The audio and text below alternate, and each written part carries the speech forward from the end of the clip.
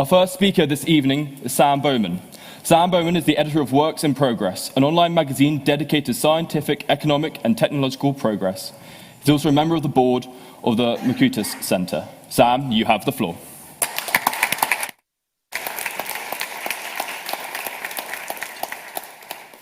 Thank you very much, Mr. President. Thank you very much, everybody, for coming to listen to me and my colleagues speak. It's a real pleasure to be here, and many of you could be forgiven for wondering what kind of psychopath could possibly argue for growth, money, ahead of things like deadly pandemics, poverty, or, I think above all, climate change, an existential threat to the human race.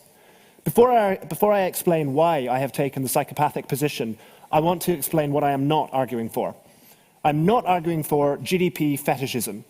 GDP is a flawed measure. It excludes things like the value of the environment, the value of our leisure time, zero-priced goods, things like WhatsApp and TikTok and so on. I'm not arguing for short-termism. I'm not arguing that we should do a dash for growth and forget about the consequences later on. I'm not arguing that what we do now is the only thing that matters. I'm arguing for a long-term approach to growth. And when I talk about growth, I'm not just talking about physical output or physical manufacturing. In the UK, much of the economy is driven by services, which is largely people not working with specialized machines.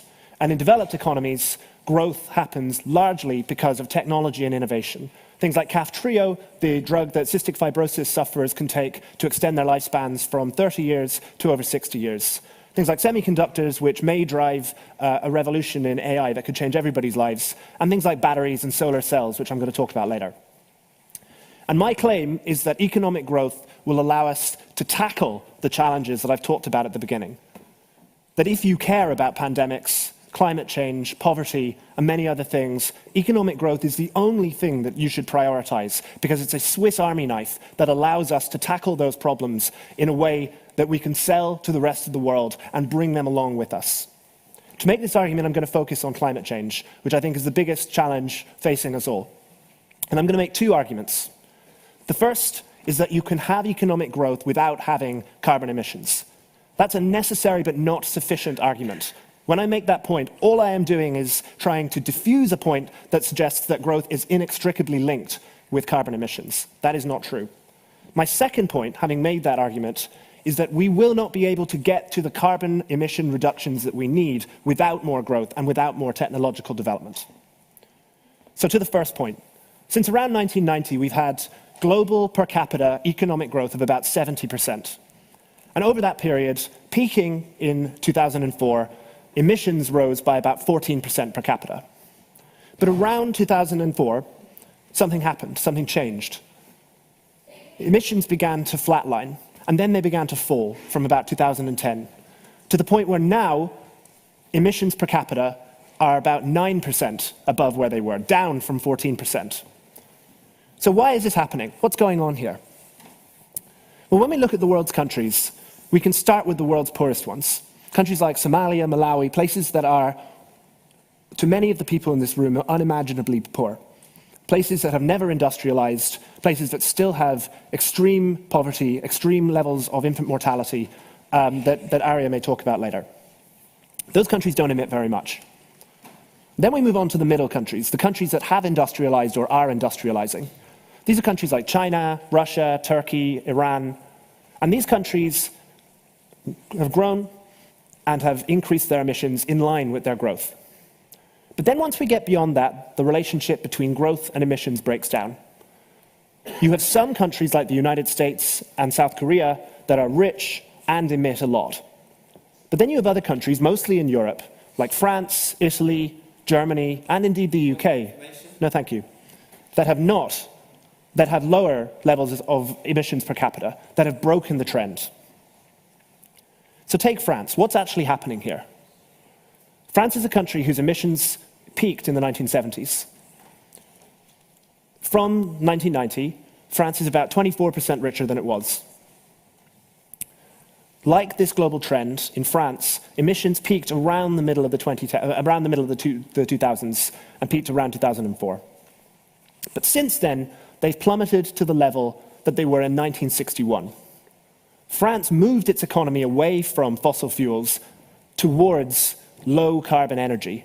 and France now emits less than it has for 60 years, and it's on a downward trajectory. Now, this is the same in many other countries. In France, it's most dramatic. France now emits half of what it did as a country at its peak. Yes? How much of that was deindustrialization? It's difficult to measure that because a lot of it was a shift to clean energy, but you can measure, the point that you could be making, or a good point would be, are they exporting their emissions to countries like China?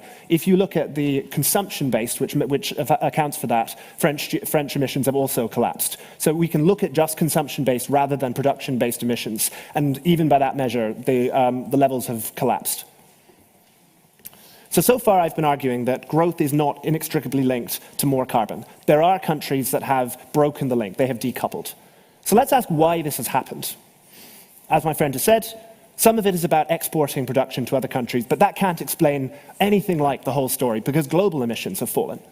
Global emissions include exporting emissions from one country to another. In the developed world, looking at consumption-based emissions, there has still been a gigantic drop, up to 30–40% in many countries. And one of the reasons for this is that the price of clean energy has fallen significantly. The cost of a 1-watt photovoltaic cell in 1990 was $11. Today it's 27 cents. Another reason for this is that the alternatives to fossil fuels are much better. Electric cars are now cheaper on the whole to buy and run than fossil fuel cars are. Heat pumps are now a viable alternative to gas boilers.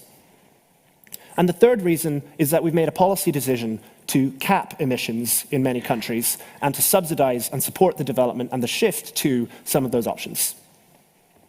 So the question is, what's stopping us from going the whole way? I think I've established that there is a break, that there is a decoupling in many countries from economic growth and more emissions. But why haven't we been able to go all the way? Because 1961 isn't sufficient. France probably will need to go back to 1800 or 1700 for the world to be in a safe position. So what's stopping us from going all the way? And that brings me to my second point, which is that we cannot beat global warming, climate change, without more growth and without more technological advancement. One reason is that switching now would be too expensive. To switch everybody in the UK to an electric car and to a heat pump would cost more than £1 trillion. To do that globally would cost tens of trillions of pounds, money that A, we don't have, and B, politically there is absolutely no will to spend. 2, renewable energy still has a lot of quirks. We don't have a good way of storing electricity at scale. We're currently paying wind farms at some points to stop producing electricity because we have no way of using that when it's being produced if the demand isn't there. And then when the demand is there, we either have to fire up fossil fuel power plants or import our electricity from France. The third reason is that lots of other tech that we need hasn't been developed at all. Electric airplanes basically don't exist. It's basically impossible to produce steel from nothing without fossil fuels. And the fourth reason related to this is that carbon capture is an industry that is not yet developed, but is going to be absolutely vital to solving climate change. By some people's accounts, we have already reached the point of no return with the climate crisis. We have already emitted so much CO2 that there is nothing we can do just by reducing our emissions to reverse climate change and avoid catastrophic climate change. That means that we have to take carbon dioxide out of the atmosphere. We have to reverse what we have done and undo the damage that we have done to the climate. And the only way that we can do that is with carbon sequestration, carbon capture technologies. Some of this involves, for example, using electrolysis to split the salt in seawater to create an acid that will react, that we can react with CO2, create a mineral that captures the CO2 and bury it in a mine. We're nowhere near the point of that being viable yet, but we will be. We are getting to the point where that will be a viable thing.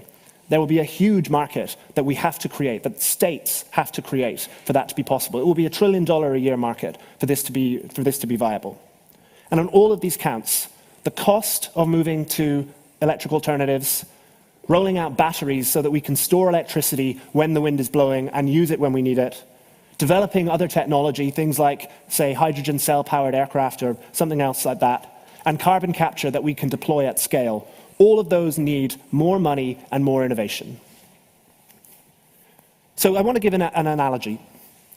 It's almost certain that in a globalized world, pandemics are a bigger problem and are going to be a more frequent problem that we face than they were when people didn't travel around the world. It's almost certain. Would it be the smart answer to say, we're going to ban travel, we're going to return to the soil, and we're going to hope for the best? My suggestion is no. My suggestion is that the solution to pandemics is to get better at treating disease and to get faster at developing vaccines and developing antivirals and developing antibiotics. My suggestion is that deploying those vaccines and those antivirals and antibiotics around the world, as we did with smallpox, the only human disease that we have ever eradicated to this date, will require money, resources, and technology that we do not yet have, but someday we will. And the same is true for climate change. And the magic of economic growth is that climate change and pandemics and poverty and many of the other problems that we face as a society are things that we can solve at the same time by focusing on this one Swiss Army knife, economic growth. And when we look at poverty in the UK, which is appalling and which requires a much greater state response, the fact that we can imagine and we can potentially put out that response is a sign of the growth that we have experienced. In Cambodia, they don't have the options that we do. They haven't had the economic growth that we have had. They can't lift up the poor the way we should in the UK and that we're not. And the final point I want to make is that growth is not a left-right issue. It doesn't mean becoming Milton Friedman or, God forbid, Liz Truss. It is not one set of policies. It is something that the Labour Party, it's something that people across the spectrum, Karl Marx, Milton Friedman, anybody, Sam Bowman, can all endorse, because how we get growth is an empirical question. Personally, I think the way to get the most growth in the UK is to build a lot of houses. But the point is, it's not about left or right. It's about progress versus stagnation. And my question to you is, can we imagine a safer, richer, cleaner future and resolve amongst ourselves to build it? Thank you.